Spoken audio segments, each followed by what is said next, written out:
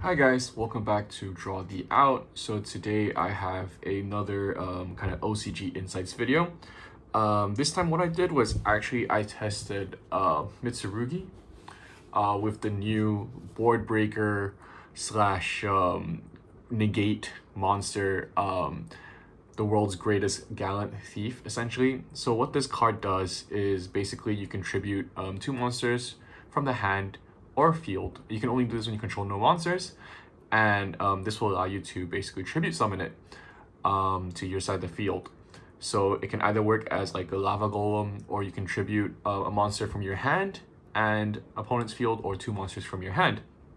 So, and once it's on the field, it's essentially a negate for any card effect that is activated, the hand, graveyard, and banished. So it kind of works like Canine Ripper.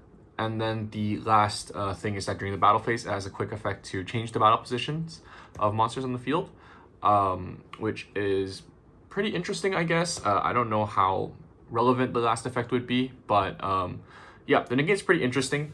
And also the fact that it's summoning condition basically works super well with Mitsurugi. I mean, you're tributing monsters from hand, so you're activating a lot of its attributed effects.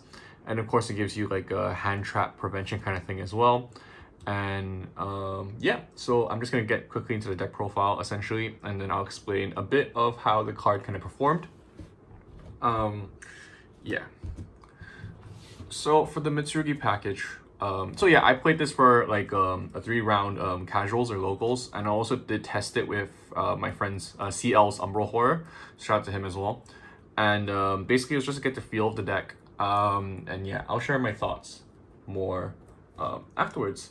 But yeah, so yeah, it's OCG, so it's 3 Habakiri. I played 2 Murakumo. You can play 3, it's up to you. 1 Futsu, 3 End of World Ruler. This still is the craziest push in the deck, so I think it still is necessary. 3 Aramasa, Saji, Kusanagi, and Wosu. So the idea, and you'll kind of see in the hand trap lineup as well, is that behind the thoughts behind the deck building process was basically to have as many monsters as possible to tribute for the Gallant Thief. And the idea is that if you can kind of set it up going first, that you have like a Canine Ripper that's to negate all the hand traps, which further help your Mitsu plays. And so yeah, you can see that that's why I'm playing 3 Aramasa. And like, I mean, this is relatively a standard Mitsu package, so to speak, or monster lineup. I did consider actually playing 2 Kusanagi. And the reason why something interesting is that actually when you summon the Thief, if you tribute Habakiri Kusanagi, you can go chain 1 Habakiri, chain 2 Kusanagi to add Habakiri back. So you kind of lose no resources and you have a negate on the field. But yeah, so that's the monster lineup. And then for the spells and traps, we have our limited prayers, sadly. 3 ritual. Since we're playing the Underworld Ruler, you kind of need 3. Magatama is an extra way to ritual summon, is an extra way to dodge stuff, so it's a similar function to prayers. This card honestly overperformed. It's great as a board breaker, it's also great as an interruption, and another way to ritual summon as well. For example, my opponent went Ecclesia, target Albion in the graveyard, and target my Murakumo on the field to get rid of it. And they only had 2 cards in hand, so all I did was Magatama to ritual summon, tribute the Murakumo, summon the Habakiri from hand, and then bring back the Murakumo. So yeah, then Mirror, of course, for the pre-prep. Shout out to Galtia, I just bought this, so that's another reason why I wanted to play it, because I just bought the QC. And then 3 Ragged Ritual Records, I think that's what it's called now, and Prosperity for consistency, and of course the Purification. So yeah, it's a pretty big engine, but I try to play like the minimal amount of spells and traps. So of course I can use Gallant Thief, which also kind of explains the non-engine lineup as well. So of course we have 3 Thief here, which is like the main hero of the show. 2 Ash, 1 Maxi, 1 Droll. And then for the rest of the non-engine, I went with 3 Perulia, 2 Fua, and Shifter. Shifter actually won me a game, fully enough. But I mean, these you don't really have much to say about. I played 5 Chummies because I just wanted to see as much engine and the Thief. I didn't see these cards as much as possible. Against Witchcrafter, I didn't see any Chummies, funnily enough. I did see Droll, But that one I actually lost to myself. I just played bad on the game 3. Played greedy actually and lost to Solemn Accusation. But basically, yeah, going second, all 5 chummies are great. Going first, you can easily just tribute them for the Thief, or of course, if you need to go to rank 4 place, they are a great normal summon as well to go into rank 4s. So all around, I don't regret this choice. Of course, you have the option of playing Harmonia with Arclight in the extra deck and all the different synchros.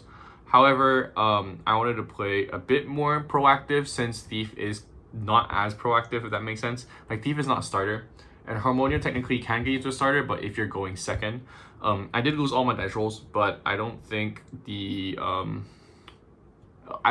Harmonia would do me much better. I think actually seeing like the chummies would do me much better, because against the striker players, I saw a lot of the chummies and they did kind of help me get like 1 or 2 draws to ensure that my hand had more engine pushes.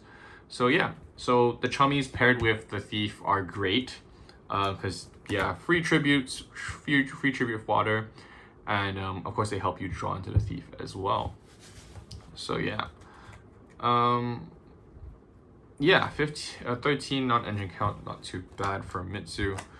But yeah, I guess, yeah, I can quickly show you guys the extra deck and the side deck. I don't think they really came up or do come up. I mean, these are just like the normal options, nothing too out the ordinary. Sorry, yeah, that's a bit off camera, huh?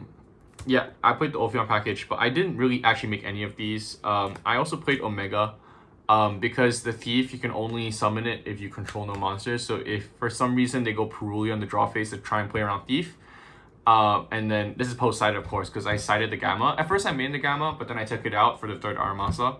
I was playing 41, now I'm playing 40. So I did play Omega so I could just clear that off. But honestly, the extra deck didn't come up at all. Yeah, I mean, I played the Ding Zeus package, I played Photon, I played Omega, Ophion package, never made these, Code Igniter, Lightning Dragon, Nister, Tornado Dragon actually would have come up. X-Tonight did not come up, Dagaris came up to search, Feral Imps came up to search, funnily enough. Yeah, and all the links did come up, but I don't think there's anything too extravagant or different here. So this is really up to how you want to play your playstyle. For example, like, you could easily take out 6 of these to play, or 5 of these, sorry, to play more synchros, to play Harmonia with Arclight for OCG, or like Packbit, Pegasus Agnister, you can play with TFTV. Yeah, it's really up to you. The only reason why I didn't play Super Poly or TFTV is because I just wanted to ensure that I could summon this turn 1. My side deck didn't really come up as well, but I can quickly show you as well. The idea was essentially I wanted to go super monster heavy. So I have more things to tribute off the Thief. So 3 Vados, 3 Ogre, mainly for tunes, of course, and then Gamma. Gamma is generically a good hand trap to have. I would put it in more going first, funnily enough. But I did play against 2 rounds in Striker, so Gamma never actually went in against those matchups. Yeah, and then the spells traps is like 3 Pot of Sloth, and then you have Anti-Spell, 2 Warning and Judgment, which are FDKs against tunes most of the time. Yeah, so that's about it for the actual deck. So let's talk about how it actually performed. Yeah, so the thing is that for majority of the decks playing Thief would actually, I mean, some decks like Elf Note as well, they also main deck the Thief, and I presume it's for the similar function where you're basically trying to play around hand traps, which is why they would main deck it. However, I don't feel like it's really necessary in a deck like Elf Note. Whereas against, like, when you play Mitsu, of course, you're trying to play around cards like Droll. So that's where Thief becomes more of a more efficient or more productive, I guess, for your deck choice. And of course, the fact that it can help you push in a sense. Like, you can go Habakiri, Saji gets ashed, you can just tribute the Habakiri, and then you can further your plays from there. So there are many interesting ways to play around it. You kind of choose what you want to lose to, so to speak. Like, for example, if I just did the play I just mentioned, then I will lose to Droll. But if I immediately just tribute it, then I won't lose to Droll, because, I mean, this would counter Droll. And that actually did come up, because against Striker, I went tribute Kusanagi Habakiri and made Gallant Thief, and my opponent had Droll in hand, and he was just like, okay, well, Droll is just now a discard from Murakumo, because it's not going to stop it. I just went full combo.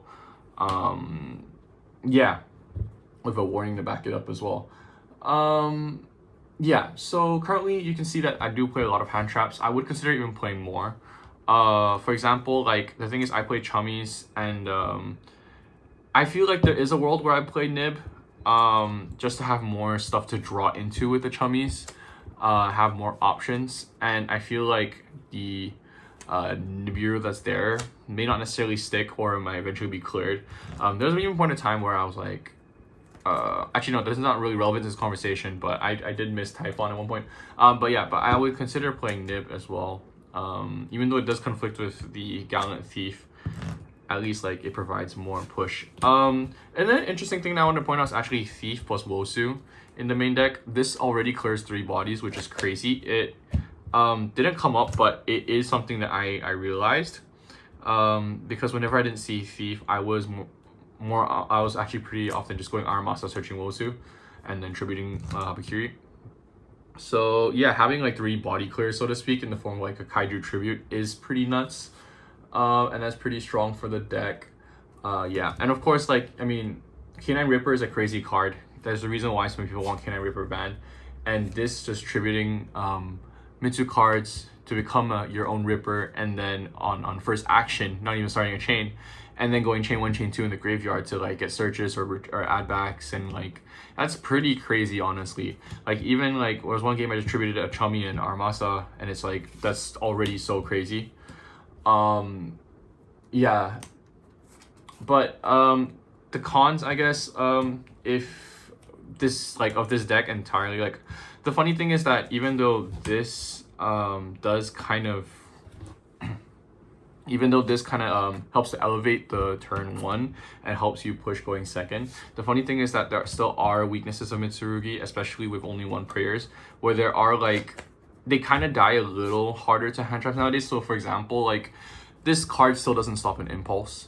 It can stop a droll, it can stop an ash, but your deck still can fold to cards like impulse, and also on-field negates. So like breaking boards, like for example, I tributed to my opponent's Witchcrafter monsters, and then he still went I drolled him actually, and he hard drew the gaze, so he went gaze to Dragoon, and then I just had this on the field, and then Dragoon could just stop this, and plus their Witchcrafter counter trap, because they could match the fusion again. So that just stopped like my 2 Mitsu pushes, even though I already tributed their field. So it was just like, oh, okay, well, that kind of sucks. Funnily enough, yeah, if I had Typhon there, I could have cleared his field, but he still had the field spell.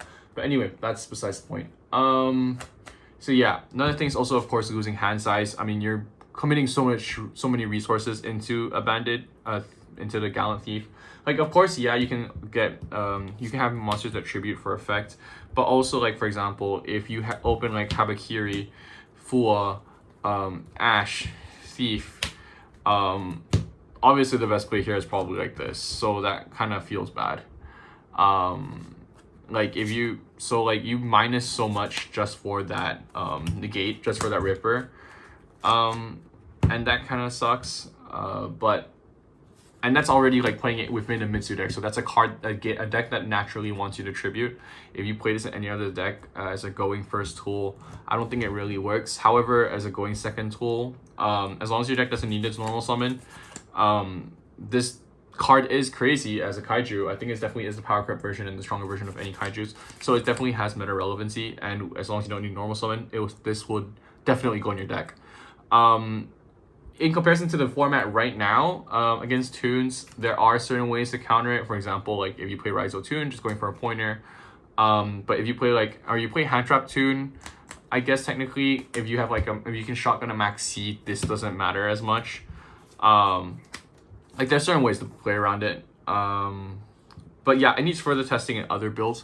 But I would say in Mitsu specifically, unfortunately, it is more of a casual fun build, but that has to do less on the part of this card and more of the Mitsu deck currently, because I don't think it plays that well into tunes and into Witchcrafter as well, funnily enough. Witchcrafter has so many ways to dodge your destruction and stuff like that, and it can play through a lot of your disruptions. So the Regeki is not as powerful right now, unfortunately. But hey, I will also admit that when I played against the Witchcrafter, I actually misplayed game 3, but that was more on me just playing Solemn Accusation and not really about the deck itself. So the deck is definitely still a strong rogue contender, I would say. But yeah, I would be curious because TCG has 3 prayers of how this card would function, specifically Mitsu. I think it definitely is a ceiling buff, so to speak. So if I were to play Mitsu going forward, I would definitely play this three of the Bandit, the Gallant Thief within my main deck. I think that would definitely be the choice to go forward with. But yeah, I think that's all I really have. It's just a quick insights video. Since I only really played it for 1 locals, and like I played it in between rounds with CL, but that was about it. Yeah, I think the deck performed fine. My misplay was actually because I was just rusty. I haven't played Mitsu in a while. But yeah, if you're a Mitsu player and you're interested in playing with this card, I suggest you do. But anyway, yeah, let me know if there's anything else. I don't think I'd have to do a combo or anything. I think every single Mitsurugi resource combo kind of idea is online already. But yeah, thanks for watching, and we'll see when the next one is. All right, peace.